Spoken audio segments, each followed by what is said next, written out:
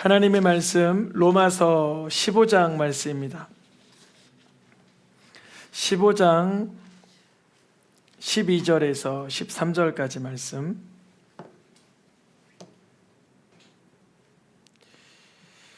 (15장) 12절에서 13절까지 말씀, 제가 한 절, 성도님들이 한 절씩 읽겠습니다.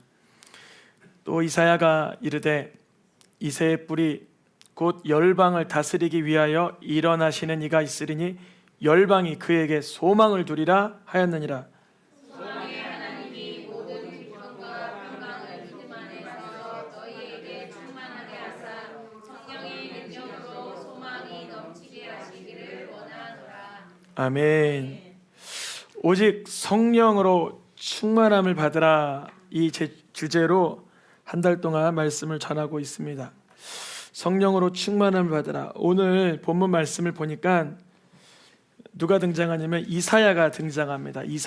이사야는 구약 이스라엘 역사 가운데 기록 선지자 중에 가장 큰 선지자를 뽑으면 이사야입니다.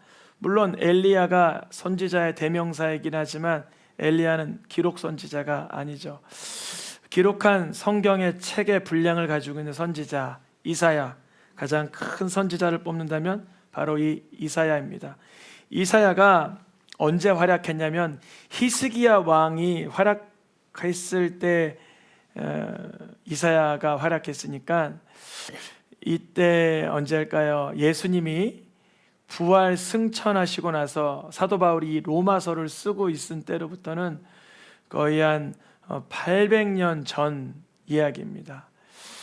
이때 이사야가 뭐라고 예언을 했냐면 열방을 다스리기 위하여 일어나는 사람이 있을 거다. 열방을. 근데 이스라엘 역사에 이사야 시대에 그때만 하더라도 하나님, 여호와 하나님은 이스라엘을 주목하여 보호하시고 복을 내리시는 분이지 열방을 다스린다는 이런 인식은 많지 않았습니다. 그런데 이사야는 이사야서에서 열방을 다스리는 하나님이라고 정말 여러 군데 예고해 둡니다. 예언해 두어요. 그래서 열방에 선교 나가는 분들이, 많은 분들이 이사야서 읽다가 은혜 받아서 나가는 분들이 많아요. 이사야에 보면 열방에 대한 하나님의 메시지가 많기 때문에. 오늘 로마서 본문인데요. 로마서 본문인데 사도 바울도 열방을 다스리기 위하여 일어나는 일을 그 구약의 큰 선지자 이사야 때로부터 예언되었었다라는 거예요. 그분이 누군가 보니까 이새의 뿔이 이렇게 돼 있어요. 이새의 뿔이. 우리는 뭐 이스라엘 사람들이 아니라 이사야도 뭐 이렇게 설명해야 알아듣는 것처럼 이새도 다윗의 아버지, 이렇게 설명을 하면 아, 다윗의 아빠 이름이 이새였구나, 이렇게 알 수 있어요. 그런데 이새도 이제 다윗을 얘기하면 조금 설명이 되는데, 이새가 아니라 이새의 뭐래요? 뿌리, 근원. 그러니까 다윗의 아버지가 이새인데 이새보다도 그 뿌리, 근원, 그러니까 다윗의 아버지 뻘 정도가 아니라 아예 뿌리, 근원을 두고 있는 사람이 일어난다. 그가 열방의 소망이 되는 분이라 그래요. 이 말씀은 이사야 11장 10절의 말씀을 인용한 것인데, 열방을 다스리기 위한 이새의 뿌리, 즉 다윗의 아버지인 이새보다 더 근원이 되시는 분, 예수 그리스도이십니다. 예수님을 소망을, 열방이 예수님께 소망을 두게 될 것이라는 예언이 이사야 때로부터 사도 바울에게까지 이어지고, 오늘날을 살아가는 우리들에게도 예수님은 과연 소망이 되세요. 물론 영적인 것이 다 닫혀가지고 세속의 소망과 세속의 열망을 두는 사람들은 못 찾아내지만, 정말 결국에 가서 건강과 관계와 물질과 부와 명예와 어떤 것도 바꿀 수 없는 분이라는 것을 발견하게 됩니다. 예수님만이 우리의 소망 되신다는 것은 영적인 어떤 비밀입니다. 비밀. 우리가 세상에 명예를 쫓던 사람도, 인기를 쫓던 사람도, 부를 쫓던 사람도, 건강을 쫓던 사람도 결국 그 끝자락에 가서 이것조차 허망하고 허무하다라는 것을 깨닫고 내가 어디로부터 왔으며 어디로 가고 나는 이 어둠과 사망과 죄악의 문제를 어디에서 다룰까? 오직 예수님 안에서 해결되니 예수님에게 소망을 두게 되는 것입니다. 로마서를 기록한 당시 초대교회 성도님들에게도 예수님께서 소망이 되어 주셨는데 오늘날에도 우리 삶 속에 까마득하고 어둡고 컴컴한 터널을 지나는 것 같은 인생의 괴로움 속에서 예수님은 반드시 소망이 되어 주십니다. 근데 중요한 것은 이거예요. 예수님이 어떤 사람에게는 요만큼 소망이 돼요. 어떤 사람은 큰 소망이 되고, 그런데 그 차이가 어디에 있나 13절 읽어보겠습니다. 소망의 하나님이 모든 기쁨과 평강을 믿음 안에서 너희에게 충만하게 하사 성령의 능력으로 소망이 넘치게 하시기를 원하노라. 우리가 예수님을 나의 소망 되신다는 그 능력이 어떤 사람에게 많아지는가 보니까 13절 말씀 이렇게 되어 있어요. 믿음 안에서 충만하게 돼요. 첫째는 무엇 안에서? 믿음 안에서. 우리가 뻔한 얘기고 익숙한 얘기인데 예수님을 얼마만큼 믿느냐에 따라서 소망이 점점점 많아진다는 거예요. 예수님을 신뢰하는 그 사이즈만큼. 우리가 예수님을 신뢰한다는 것은 누구도 잘 모르고 내 마음이 알고 있겠죠. 내가 이 순간 예수님을 신뢰하는가, 신뢰하지 못하는가, 예수님을 기대하는가, 세속을 기대하는가, 그 차이에 따라 소망의 하나님이 믿음 안에서 충만하게 할 사람이 있고 예수님을 믿는 믿음 밖에서 활동하는 마음에게는 그게 소망의 충만함이 임하지 못하죠. 근데 믿음 안에서라는 표현도 있지만 또 다른 표현 어떻게 되어 있냐면 아래에 보니까 성령의 능력으로도 소망이 넘치게 된다. 그러니까 지금 두 가지예요. 믿음 안에서 충만하게 되느냐, 성령의 능력으로 소망이 넘치게 되느냐. 성령으로 충만하게 되는 거냐, 믿음으로 충만하게 되는 거냐. 성령과 믿음은 아주 밀접한 관계입니다. 밀접한 관계. 그러니까 이 사이클이 어디서 먼저 시작할 것이라도 설명할 수 없을 정도로 굉장히 아주 밀접하고 긴밀한 그 사이클을 타고 있어요. 성경에 초대교회에 쓰임을 받은 인물들을 보면 무엇과 무엇이 충만한 사람을 쓰세요? 하나님께서 믿음과 성령, 다른 말로 또 성령과 믿음이 충만한 사람을 사용하게 됩니다. 그러면 지금까지 들은 10분 정도 들은 말씀의 요약을 하면 믿음과 성령이 충만한 사람은 왜 쓰임을 받느냐 이렇게 물어보면 답이 이거예요. 믿음과 성령이 충만한 사람은 예수님을 향한 소망이 많기 때문에 쓰임을 받는 거예요. 어떤 사람은 믿음과 성령이 충만하지 못하다 그러면 다른 말로 예수님을 향한 기대하는 마음이 적은 거예요.